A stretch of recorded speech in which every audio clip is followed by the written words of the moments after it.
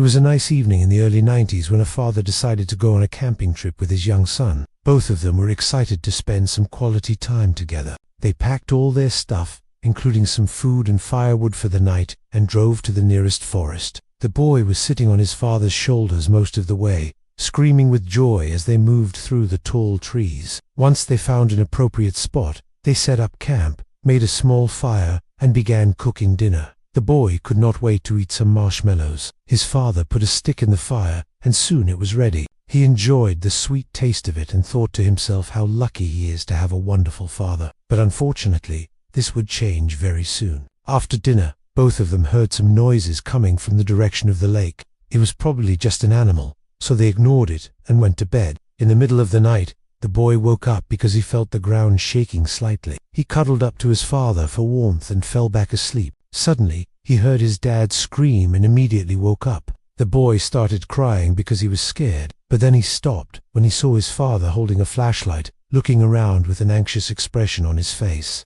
"Dad, what happened? Are we being attacked by an animal?" the boy asked, while hiding his face behind his father's shirt. "No, sweetheart, it's nothing. Just some branches probably fell on the tent," his dad replied in a low voice. "But you should sleep now. Everything's fine." Even though his father sounded confident, the boy could tell from his voice that something was wrong. He laid down and closed his eyes, but every time he tried to sleep, he heard some more strange sounds. At first, the boy thought that he was just making things up because he was scared, but then he heard his tent being ripped apart. He started screaming for his father, but the man was nowhere to be found. Suddenly, a giant hand grabbed him and pulled him out of the tent. He screamed at the top of his lungs as he looked around to see what was happening. He struggled to free himself from the monster's grip. Then he turned his head and saw a pair of glowing red eyes staring at him. The creature was tall and muscular, covered in dark hair. It looked like a giant ape. Before the boy could react, the Bigfoot threw him into the bushes and ran away. He was badly hurt, so he called for help. "Dad, help me. I am scared," the boy cried. "Don't worry, Song. I am here," his father said as he ran towards him. When the boy saw his father, he was relieved. He thought that he was going to save him, but the opposite happened. The Bigfoot returned and grabbed the man by the throat. The boy watched in horror as his father was lifted off the ground and thrown into the bushes next to him. The man coughed violently, trying to catch his breath. "Run, son, run away," he said. The boy did not want to leave his father behind, but he knew that if he stayed there, both of them would be in danger. So he started running as fast as he could. He could hear the Bigfoot roaring behind him, but he did not dare to look back. He ran past the lake and into the forest. The trees were so tall that they blocked out the moonlight, so it was pitch black. The boy was scared and exhausted, so he tripped over a tree root and fell on the ground. That's when he heard the footsteps behind him. He closed his eyes and waited for the worst, but it never came.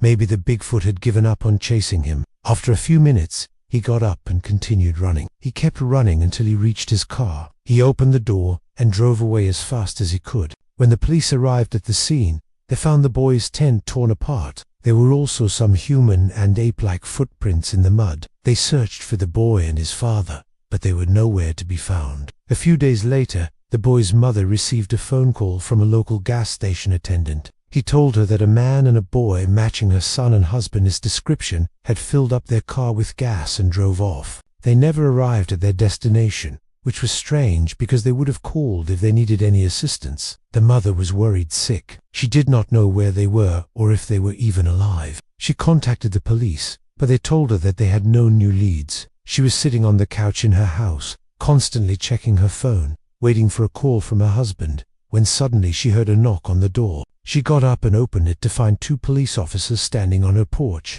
"Ma'am, we found your husband and son's car abandoned in the woods," one of them said. "We are so sorry, but we have to tell you that they are dead." She screamed and fell to her knees. She couldn't believe what she was hearing. She loved her husband and son more than anything in the world, and now they were gone. She asked the officers if they had found their bodies, but they told her that they were still looking. She begged them to find her son first, because she wanted to tell him how much she loved him one last time. After a few hours, the officers returned to the house with the sad news. They had found the boy first. He had a broken leg and some cuts and bruises. He looked like he had been dragged on the ground. When they found his father, he was lying next to him. He had a deep gash on his chest, and his heart had been ripped out. It was clear that the father had tried to protect his son with his life, but it wasn't enough.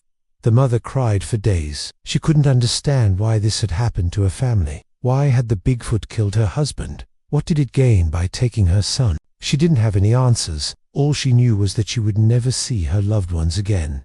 The town was in shock. Everyone was talking about the terrible event that had happened. Some people said that the Bigfoot had been driven mad by the noise of the campfire, and that was why it had attacked the family. Others said that the creature had been protecting its territory and the father had but no one really knew what had happened. The only thing that was certain was that the Bigfoot was still out there and it was dangerous. The mother eventually moved away from the town. She couldn't bear to stay there any longer. She missed her husband and son every day, and she wondered if they had ever gotten their justice. If you think the story is scary, let us know in the comments below. If you want to hear more stories like this, stay tuned. Thanks for watching. We'll see you next time.